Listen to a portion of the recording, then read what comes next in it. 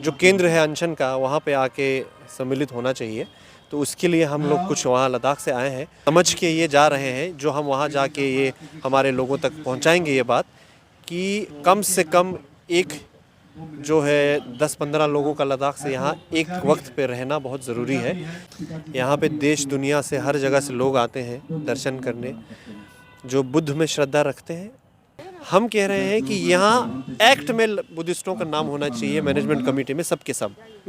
तो वो तो संवैधानिक लड़ाई हुआ। और चंद्रशेखर आज़ाद जी हमारे जैसे युवाओं के लिए एक मशाल जैसे हैं। तो उन्होंने आवाज़ उठाई, हम बौद्धों के लिए, उसके लिए हम शुक्रगुजार हैं, धन्यवाद कहना चाहते हैं। इन्होंने लिखा है रिले हंगर स्ट्राइक है। ये रिले मतलब हम 4 दिन बैठेंगे, फिर अगला आदमी आएगा, हमारी जगह वो बैठेगा, हम जाके अपना काम करेंगे। ये होना चाहिए। ये होना चाहिए। बोध गया में मौजूद हूँ, बोध गया में वहीं पे मैं मौजूद हूँ जहाँ पे पूरे देश विदेश से बौद्धिस्ट आकर भूख हड़ताल करने का काम कर रहे, धरना पे बैठे हुए। धरना पे इसलिए बैठे हैं कि जो बीटी एक्ट 1949 है उनके खिलाफ में पूरे देश विदेश से तमाम जो बौद्ध में आस्था रखते हैं वो लोग बैठे हैं। देखिए कि लद्दाख से एक सर आए हैं, मैं इनसे मिलता हूँ कि कैसे इनको पता लगा और क्या मन में आया कि बिहार ने का काम किया। सबसे पहले स्वागत है सर। जी धन्यवाद। कैसे पता चला सर कि बोध गया में प्रोटेस्ट चल रहा है बौद्धिस्टों का? जी एक तो मीडिया में भी देखा, और दूसरा ये है कि हमारे वहाँ पे भी जो बौद्ध संस्थान हैं जितने, उन्होंने एक आवाज़ लगाई और सब लद्दाख में भी मिलकर लोगों ने अनशन करना शुरू किया है। पर हम कुछ लोगों को ये लगा कि जो केंद्र है अनशन का, वहाँ पे आके सम्मिलित होना चाहिए। तो उसके लिए हम लोग कुछ वहाँ लद्दाख से आए हैं।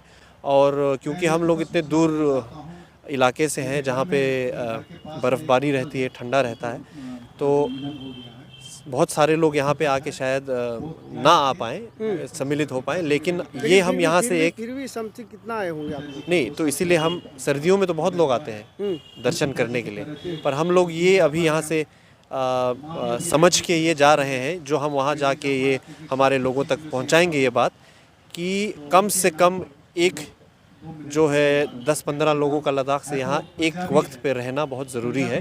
जिसके लिए चाहे वहाँ से प्लान करके बारी बारी करके आए, या जैसे भी अगर कोई खुद से आना चाह रहा है तो उसके लिए तो खुला ही है अनशन। तो ये हम यहाँ से समझ के और वहाँ हम ये बात पहुँचा रहे हैं अपने लोगों को। चलिए आ गए हैं यहाँ पे, वो ठीक है सर, लेकिन लोग जानना चाह रहे हैं आपके जवान से कि यहाँ पे जो बौद्धिस्ट लोग बैठे हैं किस लिए बैठे हैं? जी बौद्धों के श्रद्धा का केंद्र जो है एक, वो है महाबोधि टेम्पल गया में जो है। यहाँ पे देश दुनिया से हर जगह से लोग आते हैं दर्शन करने, जो बुद्ध में श्रद्धा रखते हैं, चाहे वो बुद्धिस्ट हो या ना हो।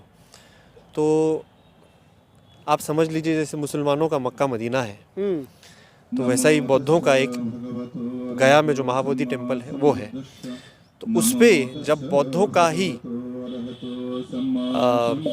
हक नहीं रहेगा कि किस तरह से हम इसको चलाएं, किस तरह से पूजा इसमें करें, किस तरह से इसको मैनेजमेंट का जो सारा काम है वो देखें, तो ये सवाल तो उठना ही है। अभी हम जानते हैं कि जो 1949 का जो एक्ट है बीटीएमसी का, उसके माध्यम से यहाँ पे जो बुद्धिस्ट नहीं है वो लोग ज़्यादा मैनेजमेंट में रहते हैं। तो इसलिए बुद्धिस्ट लोग कह रहे हैं कि हम लोगों को संविधान के मुताबिक, संविधान में ये हमें हक है कि अगर आप देखेंगे कि अजमेर शरीफ है या आप गोल्डन टेम्पल देखेंगे सिख का जो है, तो वहाँ पे उसी धर्म के लोग उसको चलाते हैं। तो क्यों हम यहाँ हमें वो हक क्यों नहीं है, ये सवाल उठा रहे हैं। जी बौद्धिस्टों का अपना हक मिलना चाहिए जी। लेकिन क्या लगता है सर कि इतने दिन से बैठे हुए हैं आप लोग, पूरे बौद्धिस्ट लोग बैठे हुए, क्या आपको न्याय मिल जाएगी बैठने से? मुझे लगता है क्योंकि ये एक सिर्फ धार्मिक लड़ाई नहीं है, बल्कि हमको तो लगता है ये धार्मिक लड़ाई है ये नहीं। धर्म तो चल ही रहा है, धार्मिक लड़ाई तब होता है जब हम ये कहेंगे कि आप ईश्वर में मानते हैं, हम नहीं मानते हैं। उस पर जब हम बहस करेंगे तो वो हुआ धार्मिक लड़ाई, वो हुआ आपका दर्शन का लड़ाई। हम कह रहे हैं कि यहाँ एक्ट में बुद्धिस्टों का नाम होना चाहिए, मैनेजमेंट कमेटी में सबके सब। तो वो तो संवैधानिक लड़ाई हुआ। और संवैधानिक लड़ाई के लिए, न्याय मिलने के लिए जितने ज़्यादा से ज़्यादा लोग जुड़ेंगे, जितने 50 करोड़ बौद्ध हैं पूरे विश्व में, तो उसमें से अगर 5% भी लोग यहाँ आएंगे, जब दबाव बनेगा, अगर हम ये सिर्फ एक क्योंकि ये एक धर्म से जुड़ा हुआ संवैधानिक लड़ाई है, तो दुनिया भर से लोग इस पे सवाल उठा सकते हैं। वरना अगर सिर्फ संवैधानिक लड़ाई होती तो सिर्फ भारत के बौद्ध ही यहाँ जुड़ सकते हैं। बोलेंगे कि आप हमारे अंदरूनी बातों में क्यों टांग अड़ा रहे हैं, जो बाहर बौद्ध हैं। इसीलिए एक धार्मिक लड़ाई के साथ साथ संवैधानिक लड़ाई है, जिसके लिए इस धर्म में जितने लोग श्रद्धा रखते हैं सब सवाल पूछ सकते हैं। तो आपका ये जो सवाल है कि क्या हमको न्याय मिलेगा, वो तब मिलेगा जब ये एक जन आंदोलन बनेगा। सिर्फ 50-100 बंदियों के बैठने से ये बात आगे नहीं बढ़ेगी। जी। तो क्या लगता है, ये लड़ाई है पूरे बौद्धिस्ट आस्था की। बौद्धिस्ट आस्था के बहुत सारे सांसद भी हैं, विधायक भी हैं, लोग आवाज़ पार्लियामेंट में नहीं उठा रहे हैं। एक ही नेता अभी तक उठाए हैं, जो चंद्रशेखर आजाद को जानते हैं, जी, वही उठाए हैं। तो क्या सांसदों को, विधायकों को क्या कहना चाहते हैं? जी, चंद्रशेखर आज़ाद जी हमारे जैसे युवाओं के लिए एक मशाल जैसे हैं। तो उन्होंने आवाज़ उठाई हम बौद्धों के लिए, उसके लिए हम शुक्रगुजार हैं, धन्यवाद कहना चाहते हैं। लेकिन हमारे एक बड़े बौद्ध नेता ये भी हैं, किरण रिजिजू जी, लेकिन वो एक ऐसी पार्टी में है जो ब्राह्मणवाद और मनुवाद के से जुड़े हुए संस्थाओं के हिसाब से जो चलते हैं, उनके दबाव में आए हुए लगता है, क्योंकि वो आवाज़ नहीं उठा रहे हैं।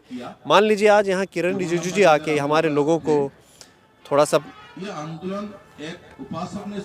ये बताएं कि कैसे इसको वो सेंटर तक, गवर्नमेंट तक, सरकार तक लेके जाके हमारी बात पहुंचाएंगे। अगर ये बस बता दे तो पूरा इस आंदोलन का जो सूरत है वो बदल जाएगा, रुख बदल जाएगा। पर वो आएंगे नहीं, हमको मालूम है, क्योंकि राजनीतिक उनका ऐसा आइडियोलॉजी है कि वो शायद अपने ही धर्म के लिए खड़े नहीं हो पाते हैं। जी। कब तक बैठे रहेंगे? हमको लगता है जब तक हक ना मिले तब तक बैठे रहना चाहिए, बैठे रहना चाहिए। जैसे इन्होंने लिखा है, रिले हंगर स्ट्राइक है। ये रिले मतलब हम 4 दिन बैठेंगे, फिर अगला आदमी आएगा, हमारी जगह वो बैठेगा, हम जाके अपना काम करेंगे। ये होना चाहिए, ये होना चाहिए, ये होना चाहिए। बल्कि जितना बड़ा जन आंदोलन ये बनेगा, किरण रिजिजू जैसे नेता भी जब यहाँ आएंगे तभी जाके फर्क पड़ेगा। तभी फर्क पड़ेगा। आपके परिचय, सॉरी, आपका क्या हुआ? मेरा नाम है स्मनला दौरजी। मैं लद्दाख से हूँ, यहाँ इस आंदोलन में जुड़ने के लिए आया हूँ। तो साफ तौर पर सुनने का काम किया, लद्दाख से हैं और किस प्रकार से बौद्धिस्ट के आस्था की जिस प्रकार से लड़ाई है, बौद्धिस्ट की विरासत की लड़ाई है, उस विरासत की बचाने के लिए जिस प्रकार से देखें कि तमाम बौद्धिस्ट पूरे देश विदेश से बैठे हुए हैं, पूरे देश विदेश में जिस प्रकार से यह आंदोलन चल रहा है, तो आपको क्या लगता है कि इस आंदोलन का क्या परिणाम होगा? पूरी बातचीत पर आपकी क्या प्रतिक्रिया, अपना प्रतिक्रिया हमारे साथ साझा जरूर करें। फिर मिलते हैं अगले वीडियो में, अगले खबर साथ।